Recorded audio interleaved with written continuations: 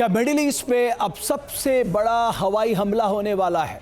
क्या अमेरिका ने ईरान के खिलाफ ऑल आउट वॉर की उल्टी गिनती शुरू कर दी है? ये सवाल इजराइल में अमेरिकी सैन्य तैनाती के बाद खड़े हो गए हैं। दरअसल एक्सियोस की रिपोर्ट में यह दावा किया गया है कि 60 से ज्यादा अमेरिकी रिफ्यूलिंग एयरक्राफ्ट इजराइल पहुंच चुके हैं। इनमें से 33 तेल अवीव के बेन गुरियन एयरपोर्ट पर मौजूद है। रिपोर्ट के मुताबिक अमेरिका की तैयारी इजराइल में रिफ्यूलिंग विमानों की तैनाती और बढ़ाने की है। इसी कारण अमेरिका ने इजरायली प्रधानमंत्री नेतन्याहू से रिफ्यूलिंग जहाजों के लिए और जगह देने की बात कही है। इसके अलावा अमेरिका F-16S फाइटर जेट के बेड़े को पश्चिम एशिया में तैनात कर रहा है। वहीं फारस की खाड़ी के ऊपर 6 अमेरिकी टैंकर उड़ान भरते हुए देखे गए हैं। एक अमेरिकी E-3G sentry airborne early warning aircraft भी फारस की खाड़ी के ऊपर लगातार निगरानी करते देखा गया है। इतनी बड़ी संख्या में विमानों की तैनाती लंबे और बड़े हवाई हमला अभियान की तैयारी का संकेत ही हो सकती है। रिपोर्ट के मुताबिक इस बार ईरान के सभी स्ट्रैटेजिक ठिकानों पर हमले करने की तैयारी है। साथ ही एनर्जी और बुनियादी ढांचों पर भी हमले बढ़ाने का प्लान बनाया गया है। पिछले महीने अमेरिका और ईरान के बीच हुआ अस्थायी युद्ध विराम पूरी तरह टूट चुका है।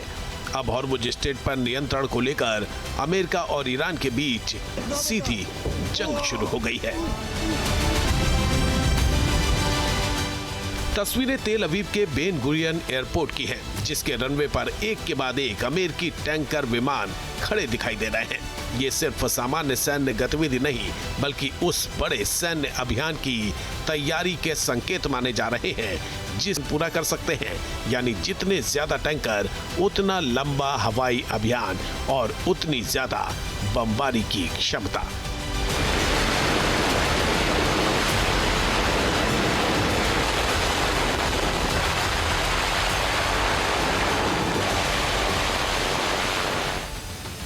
रिपोर्ट्स के मुताबिक अमेरिका अपने टैंकर विमानों के लिए बेन गुरियन एयरपोर्ट को प्राथमिकता दे रहा है। ऐसा इसलिए क्योंकि अमेरिकी सेना को आशंका है कि क्षेत्र के दूसरे एयरबेस ईरानी मिसाइलों की ज्यादा जद में हैं। यही वजह है कि बेहतर सुरक्षा और मजबूत इंफ्रास्ट्रक्चर के कारण अमेरिकी टैंकर यहीं से ऑपरेट किए जा रहे हैं। हालांकि इससे इजराइल की सामान्य हवाई सेवाओं पर भी असर पड़ा है और कई कमर्शियल उड़ानों का संचालन प्रभावित हुआ है।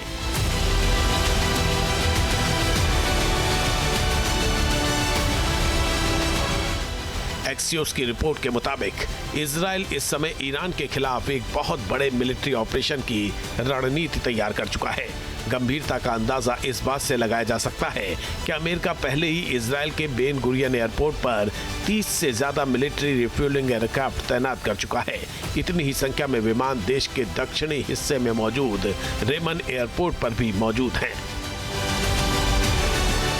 सुरक्षा कारणों से अमेरिका बेन गुरियन एयरपोर्ट से ही अपने इन रिफ्यूलिंग विमानों को ऑपरेट करेगा, क्योंकि मिडिल ईस्ट के अन्य एयरबेस पर ईरान के मिसाइल हमलों का खतरा बहुत ज्यादा है। इस बीच कतर के अल उदीद एयरबेस से भी अमेरिकी रिफ्यूलिंग विमान लगातार इजराइल की ओर उड़ान भर रहे हैं।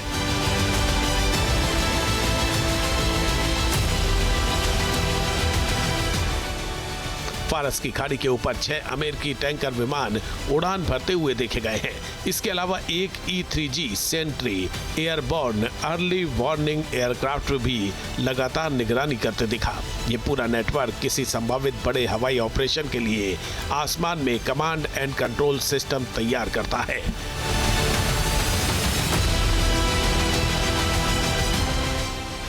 रिपोर्ट्स के मुताबिक व्हाइट हाउस के सिचुएशन रूम में राष्ट्रपति डोनाल्ड ट्रंप ने वरिष्ठ सैन्य अधिकारियों के साथ कई ऑपरेशनल विकल्पों पर चर्चा की है। हालांकि किसी नए अभियान पर अंतिम फैसला सार्वजनिक नहीं किया गया है।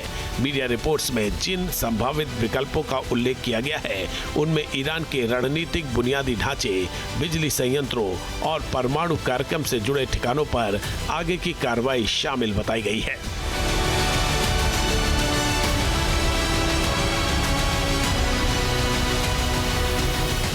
उधर ईरान भी लगातार 0 आवर की चेतावनी दे रहा है। हॉर्मुज स्ट्रेट को लेकर टकराव पहले से ही तेज हो चुका है। पिछले कई दिनों से दोनों पक्षों के बीच मिसाइल, ड्रोन और हवाई हमलों का सिलसिला जारी है। ऐसे में हर नई सैन्य तैनाती पूरे क्षेत्र में तनाव को और बढ़ा रही है।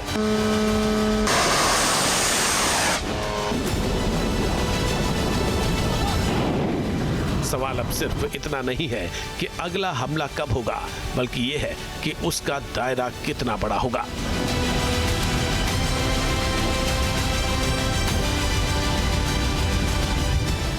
अगर अमेरिका अपने इन रिफ्यूलिंग विमानों का इस्तेमाल व्यापक हवाई अभियान में करता है तो ईरान के भीतर गहरे तक मौजूद लक्ष्यों पर लंबी दूरी के हमले संभव हो सकते हैं।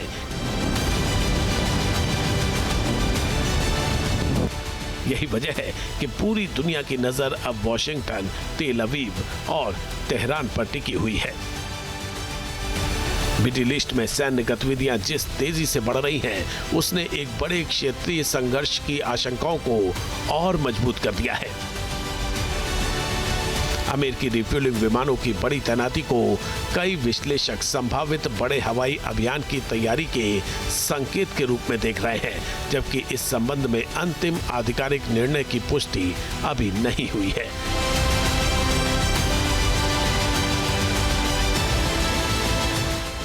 दूसरी ओर ईरान भी लगातार जवाबी कार्रवाई की चेतावनी दे रहा है। ऐसे में आने वाले कुछ दिन पूरे क्षेत्र के लिए बेहद निर्णायक साबित हो सकते हैं। Team news nation.